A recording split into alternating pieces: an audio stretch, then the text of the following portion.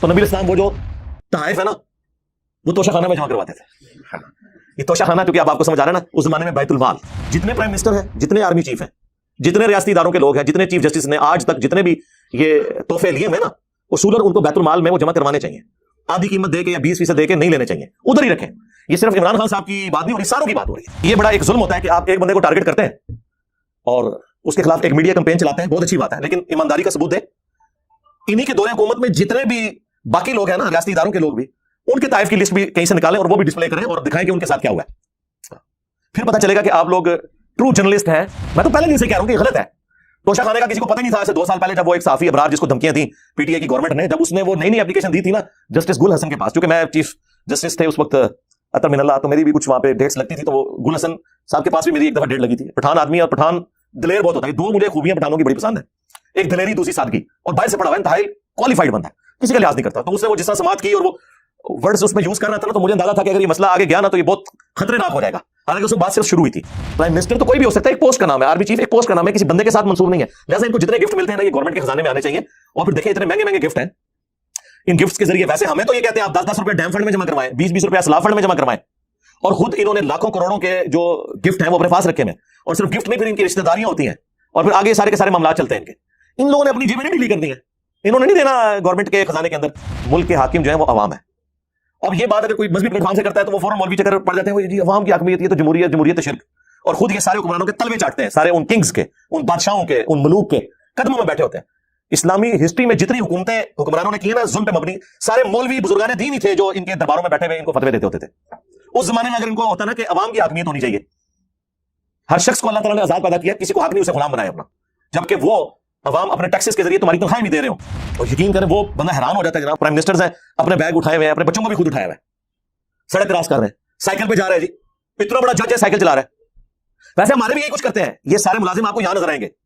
آپ ذرا انہی لوگوں کو انگلینڈ کی سڑکوں پہ اور فٹ پاتھوں پہ آپ دیکھیں نا, انہوں نے خود ہی اپنے بیگ اٹھائے ہوتے ہیں, وہاں ساری ان کی افسری نکل جاتی ہے جا کے. میں ایک فلاحی ادارے میں کام کرتا ہوں. ہماری تنخواہ صدقہ اور خیرات کے پیسوں سے ملتی ہے. ہمارے ادارے کو ڈونر بکرے وغیرہ صدقہ کرتے ہیں, اور اس کا گوشت بھی ہم ورکر کو دیا جاتا ہے. کیا ہمارے لیے جائز ہے؟ بالکل جائز ہے, حلال ہے, قرآن میں آیا. سورہ التوبہ کی آیت نمبر 60 جو ہے نا, 60 نمبر, اس میں زکوٰۃ اور صدقات, ویسے عربی میں جو قرآن میں جو ٹرم ہے وہ صدقات یوز ہوئی ہے. جو فرض صدقہ ہے اسے ہم زکوٰۃ کہتے ہیں یا عشر کہتے ہیں کھیتی باڑی کے کیس کے اندر, اور اس طریقے سے خمس کہتے ہیں اگر کوئی زمینی دفینہ نکل آئے, کسی کی زمین میں تیل نکل آتا ہے یا کوئی خزانہ نکل آتا ہے, تو سیدھا آپ نے اس کا 5واں حصہ جو ہے نا وہ بیت المال میں جمع کروانا ہے. اور جو نفلی صدقات ہیں ان کے لیے ہماری ٹرم صدقہ خیرات یوز ہوتی ہے, لیکن قرآن میں صدقہ ہی کہا جاتا ہے اس کو. تو سورہ توبہ کی آیت نمبر 60 میں صدقات کے 8 مصارف بیان ہوئے ہیں, جس میں میں نے تفصیلی ویڈیو ریکارڈ کروائی تھی. زکوٰۃ کے قدیم اور جدید 70 احکام و مسائل, مسئلہ 95B کے نام سے. چاہے مسئلہ 95B لکھیں, چاہے رومن میں زکوٰۃ کے احکامات لکھیں, تو وہ ویڈیو کھل جائے گی. آپ سینکڑوں کتابیں زکوٰۃ کے مسائل پہ پڑھیں نا, تب بھی آپ کی کچھ چیزیں رہ جائیں گی جو آپ کو سمجھ نہ آئے, لیکن وہ 2 گھنٹے کی ویڈیو آپ کو ایک ایک چیز کلیئر کر دے گی. چاہے وہ بھیڑ بکریوں کی زکوٰۃ ہو, اونٹ کی ہو, زیورات کی ہو, جی پی ایف کا ایشو ہو, باقی جتنے جدید مسائل ہیں اس میں میں نے کور کیے ہیں. تو اس میں بھی ایک مصرف ہے کہ جو لوگ صدقات یعنی زکوٰۃ کو کلیکٹ کرنے جاتے ہیں, اس زمانے میں نبی الاسلام کی طرف سے جاتے تھے نا لوگ جو کلیکٹ کرتے تھے بھیڑ بکریوں کی زکوٰۃ, تو ان کی تنخواہیں بھی اس میں سے جائیں گی, اور ان کو باقاعدہ تنخواہ دی جاتی تھی. لیکن اس میں ایک چیز ہوتی تھی کہ بعض اوقات وہ لوگ ساتھ تحفے بھی لے کے آتے تھے, اور جب بیت المال میں زکوٰۃ جمع کرواتے تھے تو کہتے تھے یہ تو زکوٰۃ ہے جو ہم نے کلیکٹ کی ہے آن دا بہاف آف پروفٹ صلی اللہ علیہ وآلہ وسلم, اور اس کے بعد خلفائے راشدین کے بہاف کے اوپر, اور یہ وہ تحفے ہیں جو لوگوں نے ہمیں دیے ہیں. تو نبی علیہ السلام فرماتے تھے تم اپنی ماں کی گود میں جا کر لیٹو, یعنی اپنے گھر میں ہی رہو, میں دیکھتا ہوں کہ تمہیں کون تحفہ دیتا ہے. یہ تحفے تمہیں اس پوسٹ کی وجہ سے ملے ہیں. ظاہر ہے کوئی اور بھی صحابی کیا ہوتا اسے بھی مل جاتا, تو نبی علیہ السلام وہ جو تحائف ہے نا وہ توشہ خانہ میں جمع کرواتے تھے. ہاں یہ توشہ خانہ چونکہ اب آپ کو سمجھ آ رہا ہے نا, اس زمانے میں بیت المال, تو جتنے بھی بار کے تحائف ہیں نا یہ جو توشہ خانہ میں جمع ہوتے ہیں نا, اور یہ جو قانون بنا ہوا ہے, ویسے تو سارے لوگوں کو نظر آتا ہے پاکستان کا فلاں قانون جو ہے وہ قرآن و سنت کے منافی ہے, تو یہ بھی قانون منافی ہے. اور اس میں سنگل آؤٹ کسی ایک پرائم منسٹر کو آپ نہ کریں. جتنے پرائم منسٹر ہیں, جتنے آرمی چیف ہیں, جتنے ریاستی اداروں کے لوگ ہیں, جتنے چیف جسٹس نے آج تک جتنے بھی یہ تحفے لیے ہوئے ہیں نا, اصولاً ان کو بیت المال میں وہ جمع کروانے چاہیے. آدھی قیمت دے کے یا 20% دے کے نہیں لینے چاہیے, ادھر ہی رکھیں. یہ صرف عمران خان صاحب کی بات نہیں ہو رہی, ساروں کی بات ہو رہی ہے. لیکن یہ بڑا ایک ظلم ہوتا ہے کہ آپ ایک بندے کو ٹارگٹ کرتے ہیں اور اس کے خلاف ایک میڈیا کمپین چلاتے ہیں, بہت اچھی بات ہے, لیکن ایمانداری کا ثبوت دیں. انہی کے دور حکومت میں جتنے بھی باقی لوگ ہیں نا, ریاستی اداروں کے لوگ بھی, ان کے طائف کی لسٹ بھی کہیں سے نکالیں اور وہ بھی ڈسپلے کریں اور دکھائیں کہ ان کے ساتھ کیا ہوا ہے. پھر پتہ چلے گا کہ آپ لوگ ٹرو جرنلسٹ ہیں اور یہ سب کچھ لے کے چل رہے ہیں. صحیح, میں تو پہلے دن سے کہہ رہا ہوں کہ یہ غلط ہے. توشہ خانے کا کسی کو پتہ ہی نہیں تھا. ایسے 2 سال پہلے جب وہ ایک صحافی ابرار جس کو دھمکیاں دیں پی ٹی اے کی گورنمنٹ نے, جب اس نے وہ نئی اپلیکیشن دی تھی نا جسٹس گل حسن کے پاس, چونکہ میں چیف جسٹس تھے اس وقت اطہر من اللہ, تو میری بھی کچھ وہاں پہ ڈیٹس لگتی تھی, تو وہ گل حسن صاحب کے پاس بھی میری ایک دفعہ ڈیٹ لگی تھی. پٹھان آدمی اور پٹھان دلیر بہت ہوتا ہے. یہ 2 مجھے خوبیاں پٹھانوں کی بڑی پسند ہیں, ایک دلیری, دوسری سادگی, اور باہر سے پڑھا ہوا ہے, انتہائی کوالیفائڈ بندہ ہے, کسی کا لحاظ نہیں کرتا. تو اس نے وہ جس طرح سماعت کی اور وہ ورڈز اس میں یوز کر رہا تھا نا, تو مجھے اندازہ تھا کہ اگر یہ مسئلہ آگے گیا نا تو یہ بہت خطرناک ہو جائے گا. حالانکہ اس وقت بات صرف شروع ہوئی تھی.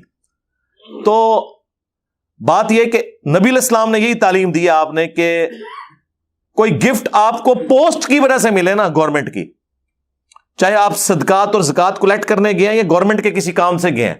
ظاہر ہے یہاں سے پرائم منسٹر یا آرمی چیف اپنے ذاتی کام کے سلسلے میں تو نہیں دوسرے حکمرانوں کو ملتا. پرائم منسٹر تو کوئی بھی ہو سکتا ہے, ایک پوسٹ کا نام ہے. آرمی چیف ایک پوسٹ کا نام ہے, کسی بندے کے ساتھ منسوب نہیں ہے. لہٰذا ان کو جتنے گفٹ ملتے ہیں نا یہ گورنمنٹ کے خزانے میں آنے چاہیے. اور پھر دیکھیں اتنے مہنگے مہنگے گفٹ ہیں, ان گفٹس کے ذریعے ویسے ہمیں تو یہ کہتے ہیں آپ 10-10 روپیہ ڈیم فنڈ میں جمع کروائیں, 20-20 روپیہ سلاف فنڈ میں جمع کروائیں, اور خود انہوں نے لاکھوں کروڑوں کے جو گفٹ ہیں وہ اپنے پاس رکھے ہوئے ہیں. اور صرف گفٹ نہیں, پھر ان کی رشتہ داریاں ہوتی ہیں, اور پھر آگے سارے کے سارے معاملات چلتے ہیں ان کے. ان لوگوں نے اپنی جیبیں نہیں ڈھیلی کر دی ہیں, انہوں نے نہیں دینا گورنمنٹ کے خزانے کے اندر. تو نبی علیہ السلام نے یہ حکم فرمایا کہ وہ تحفے آپ نے اپنے پاس نہیں رکھنے. تو وہ تحفوں سے سلسلہ شروع ہوا. اس زمانے میں بیت المال, آج ہم اسے توشہ خانہ کہتے ہیں. تو تنخواہیں کلیکٹرز کی اسی میں سے آئیں گی, یہ ذہن میں رکھیے گا. اور یہ کوئی صدقہ خیرات نہیں ہے. اب یہ جو آپ نے کہا کہ اس میں وہ گفٹ وغیرہ دیتے ہیں, گفٹ وغیرہ کس چکر میں آپ کو دے رہے ہوں گے وہ, ہاں اگر بیت المال میں ایک چیز جمع ہوئی, اس کے بعد تنخواہ کے عوض اگر آپ کو کچھ ملتا ہے نا پھر تو آپ لے لیں. لیکن صرف اس وجہ سے کہ آپ اس دفتر میں ملازم ہیں, آپ کو بکرے مل رہے ہیں, تو کیا پاکستانی پوری عوام کو وہ بکرے مل گئے ہیں اور ان کا گوشت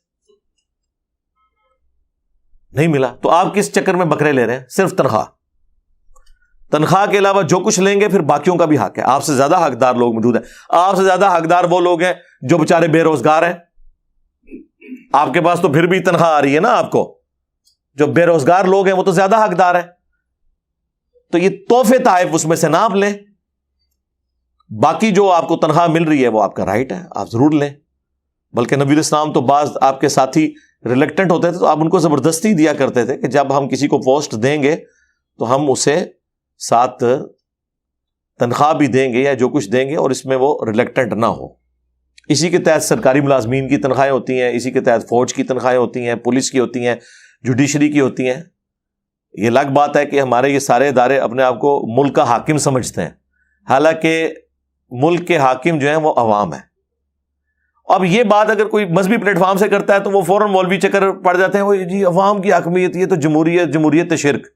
اور خود یہ سارے حکمرانوں کے تلوے چاٹتے ہیں, سارے ان کنگز کے, ان بادشاہوں کے, ان ملوک کے قدموں میں بیٹھے ہوتے ہیں. اسلامی ہسٹری میں جتنی حکومتیں حکمرانوں نے کی ہیں نا ظلم پہ مبنی، سارے مولوی بزرگان دین ہی تھے جو ان کے درباروں میں بیٹھے ہوئے ان کو فتوے دیتے ہوتے تھے۔ اس زمانے میں اگر ان کو ہوتا نا کہ عوام کی حاکمیت ہونی چاہیے، ہر شخص کو اللہ تعالیٰ نے آزاد پیدا کیا، کسی کو حق نہیں اسے غلام بنایا اپنا، جبکہ وہ عوام اپنے ٹیکسز کے ذریعے تمہاری تنخواہیں بھی دے رہے ہوں۔ جائیں باہر یورپ اور امریکہ میں دیکھیں، واقعی وہاں پہ اگر پریزیڈنٹ ہے، پرائم منسٹر ہے، وزیر ہے، ویسے تو وہ وزیر کا لفظ ہی وہ سیکٹری کا لفظ استعمال کرتے ہیں، وہ اپنے آپ کو ملازم سمجھتے ہیں۔ ڈیوڈ کیمرون نے کس طرح، جب وہ گھسا تھا وہ ہاسپٹل میں، تو ادھر کا جو ہاسپٹل کا ہیڈ تھا اس نے کس طرح اس کو نکال دیا کہ میری اجازت کے بغیر تم کیسے آ گئے ہو۔ یہاں پرائم منسٹر کا دورہ ہو نا کسی ہاسپٹل میں تو کئی مریضوں کو وہاں سے شفٹ کر دیتے ہیں وہ جگہ کھلی کرنے کے لیے۔ یہ فرق ہے۔ اور یقین کریں وہ بندہ حیران ہو جاتا ہے جناب، پرائم منسٹرز ہیں، اپنے بیگ اٹھائے ہوئے ہیں، اپنے بچوں کو بھی خود اٹھایا ہوا ہے، سڑک کراس کر رہے ہیں، سائیکل پہ جا رہا ہے جی، اتنا بڑا جج ہے سائیکل چلا رہا ہے۔ ویسے ہمارے بھی یہی کچھ کرتے ہیں، یہ سارے ملازم آپ کو یہاں نظر آئیں گے۔